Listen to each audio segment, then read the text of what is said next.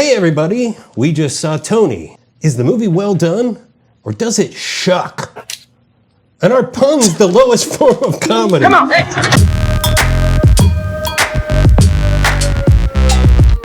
So, we saw the movie.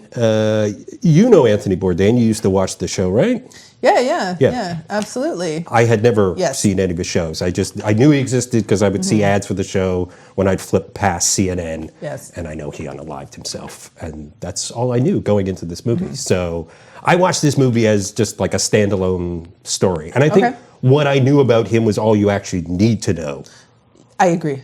For what you get out of this film. My notes would be that this, as a Gen X person, I very much felt like I was watching a movie from the 90s. Totally agree. I felt like I was in the movie theater back with the 90s, except back then the movie theater... It was a nice feeling. Yeah, well, the movie theater would have been packed and not have 6 people in it. Yes. Unfortunately, it's why they don't make movies maybe like this anymore. No. But by 90s movie, I think that it's low stakes, very, very character-driven, slice of life, flawed characters.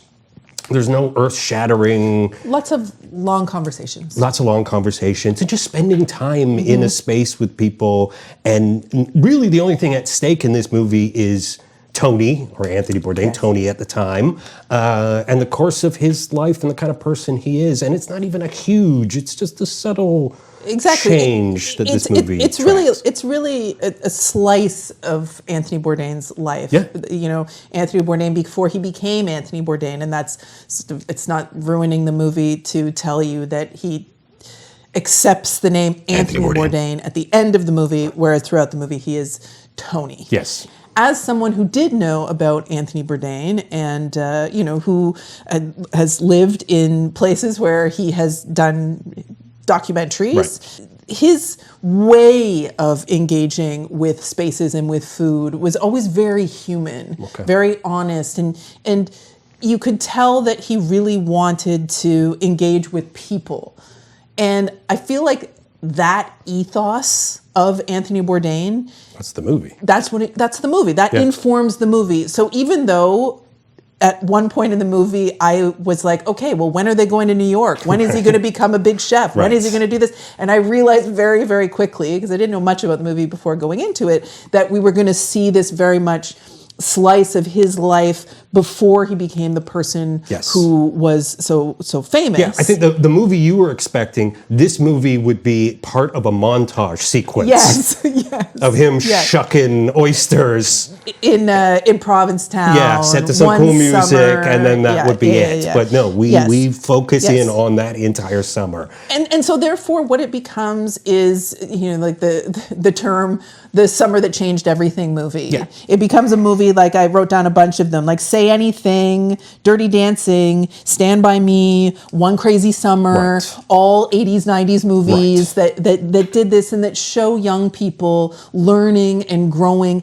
outside of school. Yeah. I would kind of put as like a little adjunct onto that, Pump Up the Volume, which does take place during the school year, but the learning is happening outside. Right. And so it is this film that's about becoming, and I really do feel that it's about becoming a writer, becoming an artist. Yep. It's about balancing your passion with an actual job that you need to have. At the beginning, Tony is explaining this Bildungsroman novel that he wants to write that's about Kerouac and Orwell talking to each other. And if you think of those authors, like Kerouac is sort of like the fantasist, the imagining kind of freewheeling guy, and Orwell is the journalist, and I think that what he ends up doing, and if we think about Orwell, who wrote Down and Out in Paris and London, and who worked in kitchens in order to kind of figure out life, what ends up happening is that you see that in this movie. It's a very clever little move to have that at the beginning, and then you get to see particularly because he's bullshitting when he pitches this idea, and then he kind of is forced to live out. And he's forced to live out the idea that he's presenting, and it really, I think it's this kind of idea of like finding the balance between, you know, you wanting to be the writer and then you needing to have certain experiences. Right. And given that Bourdain himself, you know, he moved into cooking, but he still maintained his passion of fiction writing. And he ended up, you know, publishing a couple of novels, and then in the last part of his life, connecting the writing, the journalism, that with food to create the kinds of things that we know him best for. So I really felt, though, that idea, especially so much right now, talking about what it means to be an artist in late stage capitalism, et cetera. You have to have the day job and the side hustle and whatever. This kind of presents a way of thinking about how you can be a writer, but you may still have to do other things. And neither one of which is a side hustle. Neither is a side hustle. Are a part of who he is. I'm not a cook. I'm a writer. I said I could cook. Oh, I'm sorry. I didn't understand that. Shut the fuck up. I would love to know if there are any other movies that people think that you could compare to Tony. Right. We've had some really great discussions in our comment section. And we love all the people that comment. But the best way to increase the discussion, get more people talking about it, is to like and subscribe to the video. Because then that means that YouTube will send this video out to more people like you who will actually get involved. Are you a good guy or a bad guy? Through much of the movie, I wasn't sure that I was liking the movie, because everybody in the film, at least through most of the characters, through the first like 2/3 of it, are very unlikable.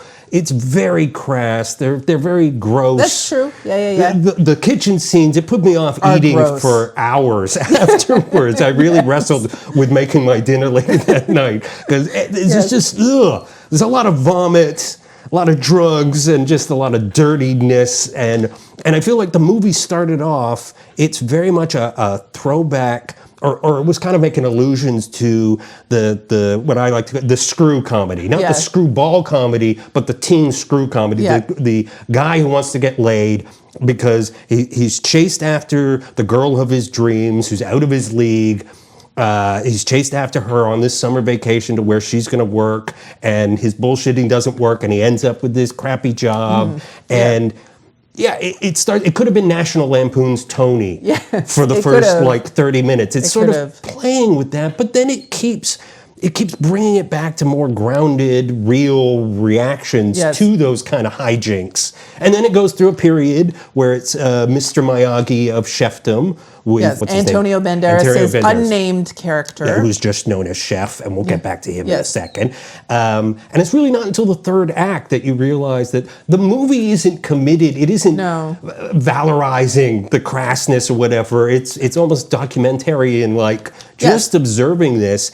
And all of the little lies that he tells early on start to come back. There starts to be ramifications, and he has to deal with that. And one of the things I loved is that his change of his character was not immediate. There is a big tragedy, I guess you could call it, that happens, that he causes. But his immediate reaction is not to change his ways. He kind of doubles down on being a douchebag for a bit.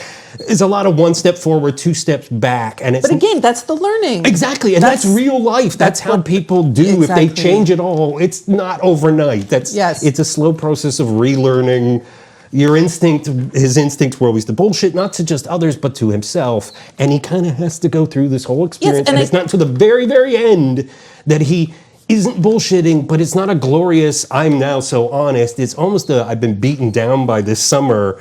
And I'm tired of bullshitting. And I think that as being kind of like older people watching this and watching this kind of movie, in order to be able to get this level of nuance, I think there's sort of two factors here, and that's the performances and the writing.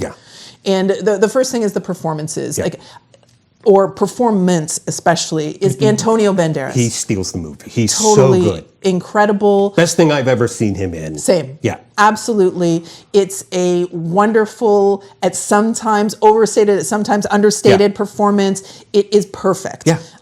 There is nothing that I can say about that. It Particularly holds 'cause the whole movie together. We're not told a lot about his character. No. We don't even find out his name. He's just chef. But what we get, the little bits that we do get that the script gives us, and between that and his performance and his choices, I spent the rest of the day imagining who he was. Exactly. He provided me Yes. all of this stuff to Yes. kind of, I wonder if he had this experience, Yes. that experience, and Yeah. how he got to be the guy that he is. And yeah, it's outstanding. And that comes from the writing. I mean, we have on this channel, we've reviewed Nirvana, the band, the show, the movie. Yep. It's directed by Matt Johnson. Yep. It had an attention to detail, and it had an attention, like a real commitment to a particular narrative. And I feel that this movie has that too. Yep. Believe me, it's a completely different movie. 180 degrees. Yes, but it shows. Well, that thing's very avant-garde, and Yes. this is a very traditional film. But I think that attention to detail that you get from Matt Johnson and perhaps Jay McCarroll as well in that other movie, it really is at its best here. Yeah. This has a wonderful soundtrack. This soundtrack's amazing. And my only disappointment was that television's Marquee Moon was used in the ads, and I Yes. was disappointed that it wasn't in the movie. And when you think about it, like a soundtrack like this, like those movies that I mentioned at the beginning of this review, those summer movies like Say Anything, Dirty Dancing, Stand By Me, Pump Up the Volume, One Crazy Summer, these are also movies that have fantastic soundtracks. Yep. And as Gen X people, we really, I think, sometimes had the best soundtracks for these teen movies. And they really captured that idea of young people in the summertime, like some of the biggest memories that young people have, or at least I had, are associated with summers and with music and with movies. For sure. And I really feel that this film, even though it took place in 1975, it really spoke to the experience of a sort of Gen X teen movie. It gave me all of that. These are the kind of movies we used to see Yes. all the time, especially in the 90s when there was the explosion of indie film. Yes. And nowadays, this kind of movie with the slow stakes and that character-driven stuff is the kind of thing that would be a streaming series. That's Yes. usually what, maybe it's a little mini series. I could see this being adapted into a 4 or 6 episode. But I'm glad it wasn't. I'm glad it wasn't too, because it would be dragged out. Yes. That's the problem with a lot of those shows. Is Yeah. They drag everything out. Yeah. This is just a really solid, I don't know what it was, 90 minutes, 2 hours. I wasn't An checking hour my... and 40 minutes. Okay, I wasn't checking my watch throughout it, because I was fully absorbed in just spending time in this space and with these characters. More So, like this, please. Yeah, yeah. More like this. Excellent. Yeah. Those are the notes. Yeah, those are the notes.